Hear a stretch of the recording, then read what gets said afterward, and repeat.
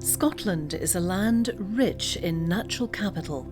Forests, rivers and lochs, mountains, fertile soil, wetlands, coasts and seas, and an amazing diversity of wildlife. It is this natural capital that sustains our economy and our communities. In 2013, Scotland hosted the inaugural World Forum on Natural Capital, the first major global conference on understanding the true value of a healthy natural environment. What's exciting and different about this idea of natural capital is that it reframes nature, not as an expensive problem to be fixed, but actually a solution to so many of the issues that we face. Here we are on Flanders Moss, an example of a bog which has been exploited and abused for centuries, cut for peat in the past. This peat bog is a huge asset because it's a huge carbon store. So what we need to do is to turn what essentially is a degraded asset into an asset in good condition so it can actually provide for us in the future. There are many ways that organisations in Scotland are looking at natural capital. This is an example of work we're currently doing to restore natural capital. This site was a large open cast coal mine site which has recently been restored, and this is the final stage of the drainage works going on to enable this to be used for agriculture. Crown Estate Scotland is now pioneering a new approach to working with land-based businesses on their 37,000 hectare estate, helping them to understand and use the concept of natural capital. Natural capital is really important. There is a debate about whether we should monetise the value of it. How can you put a price on nature? But actually without a price or without some way of valuing it, then you don't have a metric to capture the depletion. We need to value it so we understand the value of the stock and the flow of benefits that come from it. There's been a great deal of scientific discovery about natural capital.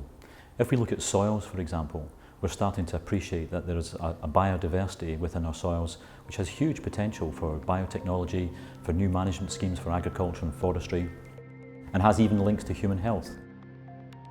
One early pioneer in the field of natural capital was T.B. Macaulay, who made millions in insurance in Canada and ploughed it back into the land of his ancestors, founding an Institute of Soil Research. This work now continues at the James Hutton Institute, and his legacy lives on through the Macaulay Development Trust. Today, there's a new generation of innovators creating value from Scotland's natural capital. Kuintech is a blue biotech company that take the waste from the shellfish processing of langoustine and turn it into antimicrobial, compostable food packaging, which makes your food last longer. It's a good example of circular economy, as we will be aiming this at the fresh seafood market in the first instance. When you have finished with it, it doesn't add to the plastic mountain of waste that is destroying our environment. The support in Scotland for startup companies is great. There's a lot of organisations there to help you, and I think the time's really right for crowdfunded forestry. There's an increasing awareness of the importance of forests, and the technology is there to support doing this efficiently. Clyde Forest is going to provide a return for the investors by producing timber, and we're also going to add to the natural capital of Scotland. It's exciting.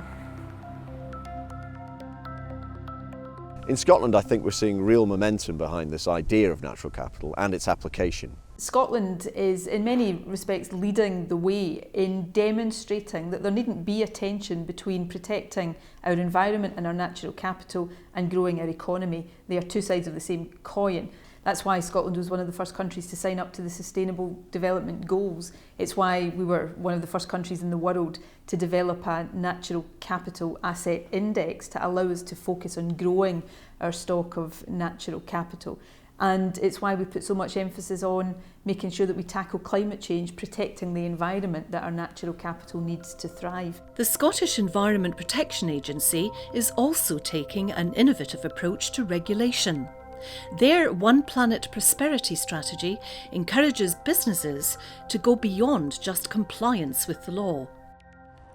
One Planet Prosperity is based on the idea that if everyone lived the way we do in this country, we'd need 3 planets, but we only have the one. So the communities and businesses that will prosper in the 21st century are those that will find ways to prosper within the planet's capacity to support them. In the future, we should be looking to use resources rather than create waste, make a circular economy. We're at the very early stages of our thinking in natural capital, but we can already see how it can change decisions on investment, change decisions on development, and how it will change decisions made in terms of the operation of our infrastructure. The Scottish Wildlife Trust, through its Living Landscape programme here in Cumbernauld and through investing in the town's green infrastructure, is bringing many benefits to the health and well-being of the people that live here through things like improved air quality, water quality, flood amelioration, recreational and educational benefits. Well, our natural capital is vital to the health, well-being and prosperity of our country, and Scotland will be a better country if we recognise that and reflect that in all of our policy making. Our natural capital is our most precious asset.